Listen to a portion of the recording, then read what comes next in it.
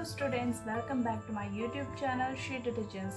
Students, last video में हमने verb की डेफिनेशन पढ़ी थी और जाना था कि वर्ब के 2 पार्ट्स कौन से होते हैं। आज हम वर्ब के पार्ट्स के बारे में डिटेल से जानेंगे। तो शुरू करते हैं आज की class.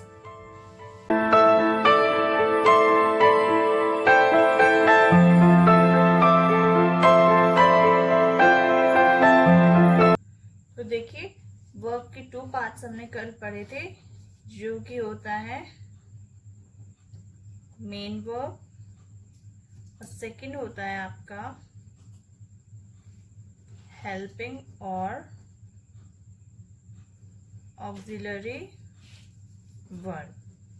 Okay, these are the 2 parts, which is first is main verb and second one is auxiliary verb.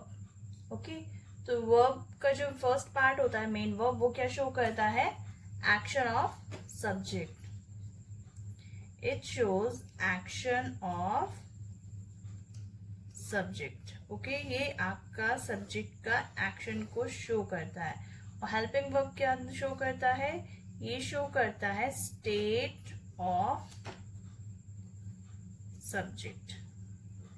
बताया था लास्ट वीडियो में, ये 2 कंडीशंस बताई थी कि जो मेन वर्ब होती है, जो मेन वर्ब का पार्ट होता है, वो क्या शो करता है? Action of subject, and other part shows state of subject, अवस्था या स्थिति। तो ये अवस्था जो स्थिति है, मैंने बताया था, ये प्रेजेंट,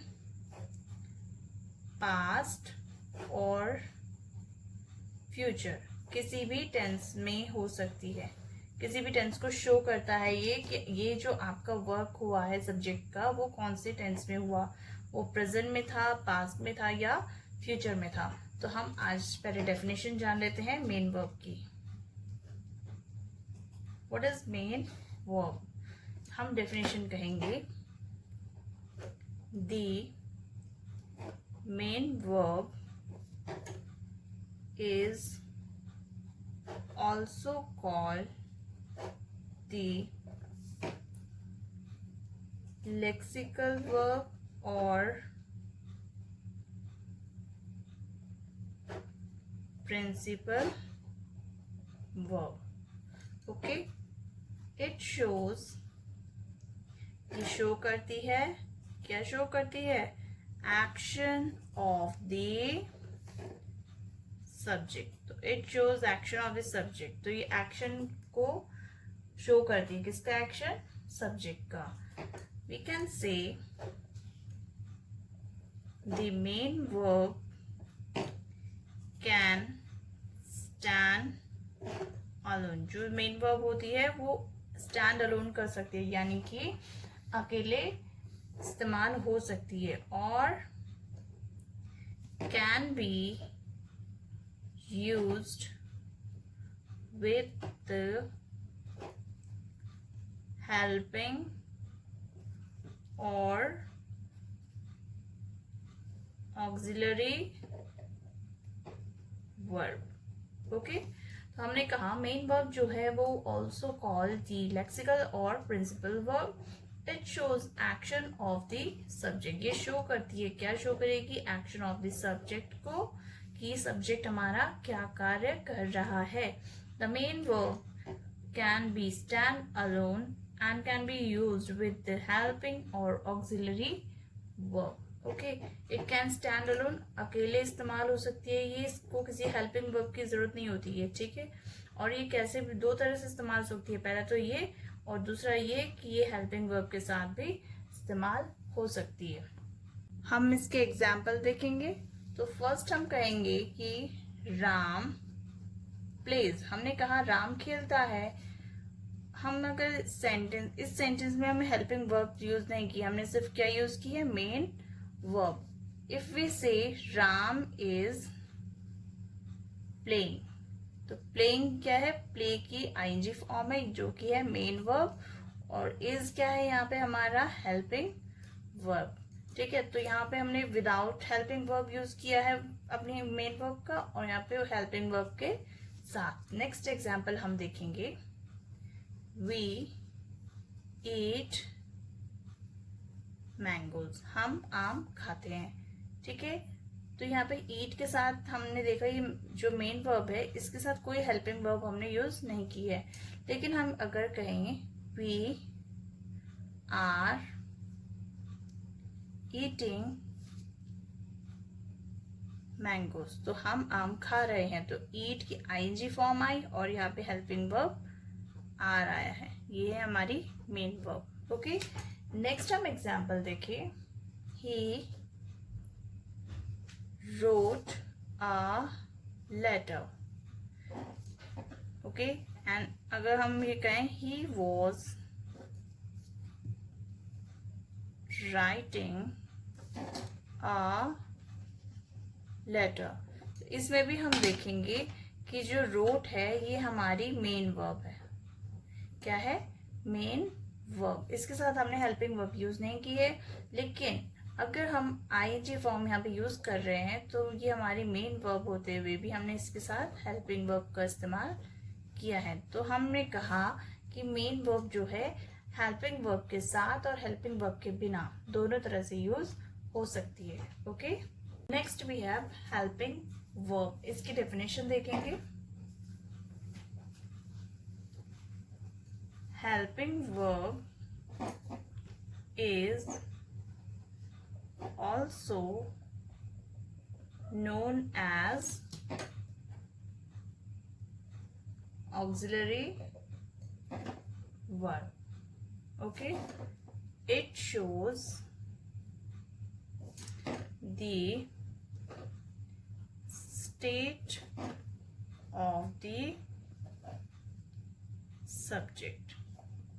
ठीक है, तो ये क्या शो करता है? State of the subject. Some helping verbs works as a main verb. कुछ हेल्पिंग वर्ब्स ऐसी भी होती हैं जो कि क्या है? मेन वर्ब की तरह यूज होती है। फिलहाल हम कुछ एग्जांपल्स देखेंगे। जैसे हमने देखा ही इज, हमने कहा ही इज, ठीक है। तो यहाँ पे हमें कुछ पता नहीं चल रहा है कि ही इज वह क्या है। तो हम अगर सेंटेंस पूरा लिखें तो ही इज गोइंग, तो हमारी जब मेन वर्ब आई है तब हमारा ये हेल्पिंग वर्ब यहाँ पे पूरा अर्थ दे पा रहा है। ठीक है, तो हमने कहा ही इज गोइंग, तो वह जा रहा है। अगर हम कहें आई एम, तो आई एम क्या? मैं हूं। क्या हूं? आई एम अ डॉक्टर, तो मैं एक डॉक्टर हूं। ठीक है, अब यहाँ पे जो हमारी ये हेल्पिंग वर्ब है यहाँ पे इसने मेन वर्ब की तरह काम किया है। यहाँ पे कोई मेन वर्ब नहीं है हमारी, लेकिन हमारे पास ये हेल्पिंग वर्ब थी जिसने हमारे यहाँ पे मेन वर्ब की तरह कार्य किया है। ठीक है, जैसे हम कहें ही इज अ बॉय, यहाँ पे कोई भी मेन वर्ब नहीं है हमारे पास, क्या है? सिर्फ हेल्पिंग वर्ब। लेकिन इसी हेल्पिंग वर्ब ने हमारा मेन वर्ब की तरह काम किया है। नेक्स्ट हम कहेंगे कि जो हमारी हेल्पिंग वर्ब होती है इसके भी दो पार्ट्स होते हैं, जो कि होते हैं primary helping verb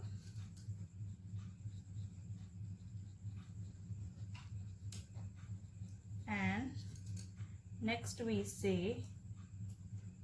models. Okay, हम इसे ये बोल सकते हैं प्राइमरी ऑक्सिलरी वर्ब, और इसे बोल सकते हैं मॉडल्स ऑक्सिलरी वर्ब। ओके, तो हमारा जो है इस पार्ट में हम पहले फोकस करेंगे, फिर उसके बाद हम मॉडल्स के पार्ट को देखेंगे। ओके, तो हमारा जो प्राइमरी हेल्पिंग वर्ब्स होता है इसके अंडर जो है आता है to be, to have and to do. Okay, be के जो पार्ट्स हैं वो है हमारे is, am, are, was, were। Okay, और be, being, and last one is being। next we have to have, इसके पार्ट्स होंगे has, have, had। To do के पार्ट होंगे do, does and last is did. Okay, तो ये primary helping verb जो है हमारी इसके अंडर आएगा to be, to have and to do, इनके पार्ट्स ये हैं सारे, ठीक है। अब हम मॉडल ऑक्सिलरीज या मॉडल्स के बारे में पढ़ेंगे। We have next is modals. तो मॉडल्स के बारे में हम जानेंगे। तो मॉडल्स में क्या है, हमारे आएंगे will, shall, would, should, can, could, may, might, must, ought to, used to, need and dare। Okay, तो हमारे पास मॉडल्स हैं will, shall, would, should, can, could, may, might, must, ought to, use to, need and dare. Okay, तो हम modals की definition कह सकते हैं कि modal verb is a verb that is used with another verb or main verb, okay, to explain करने के लिए, क्या explain करने के लिए, mood, possibility,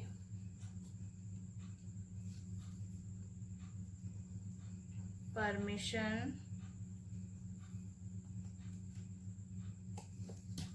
obligation, etc. in the sentence। Okay, the modal verbs is a verb that is used with, जो use होती है किसके साथ, अनदर वर्ब के साथ। और कौन होती है another verb, main verb. To explain करने के लिए, क्या एक्सप्लेन करने के लिए, मूड, पॉसिबिलिटी, मूड यानी कि मन स्थिति, पॉसिबिलिटी यानी कि संभावना, परमिशन एंड ऑब्लिगेशन को इन द सेंटेंस में। ओके, जैसे हम एग्जाम्पल देखेंगे इसका, जैसे हम कहेंगे यू शुड गो देयर, तो यू शुड तुम्हें चाहिए, गो देयर तुम्हें वहां जाना चाहिए। तो हमारे पास मॉडल क्या हुआ यहाँ पे, शुड। तो शुड हमारा मॉडल है और गो हमारी मेन वर्ब है, ठीक है। नेक्स्ट हमारा एग्जाम्पल देखेंगे, मे आई कम इन। सो हमने क्वेश्चन किया मे आई कम इन, तो हमारे यहाँ पे मॉडल है may and come is our main verb. Okay, यहाँ पे देखेंगे एक और एग्जाम्पल जिसमें हम कहेंगे आई कैन हेल्प यू। इसमें हमने कहा कि कैन क्या है, हमारा मॉडल है and help is our main verb. So these are the examples जहाँ हमने कहा यू शुड गो देयर, तो शुड हमारा मॉडल है and go is our main verb. Okay, तो यहाँ पे भी हमने मॉडल्स एंड मेन वर्ब्स के एग्जाम्पल देखे हैं। नीड एंड डेयर दो ऐसी हेल्पिंग वर्ब्स है जो अकेले आ सकती है, जैसे ही नीड इट या आई नीड वाटर। तो ठीक है, आपको ये सारा समझ आया होगा कि मेन वर्ब और हेल्पिंग वर्ब्स क्या होती है। और हेल्पिंग वर्ब्स के भी दो पार्ट्स में डिवाइड करके देखा हमने, primary helping verbs and models. आपने मॉडल्स भी जाने कि मॉडल्स क्या क्या होते हैं, ठीक है। तो आज के लिए फिलहाल इतना ही। नेक्स्ट वीडियो में हम वर्ब के बारे में और जानेंगे। Thanks for watching.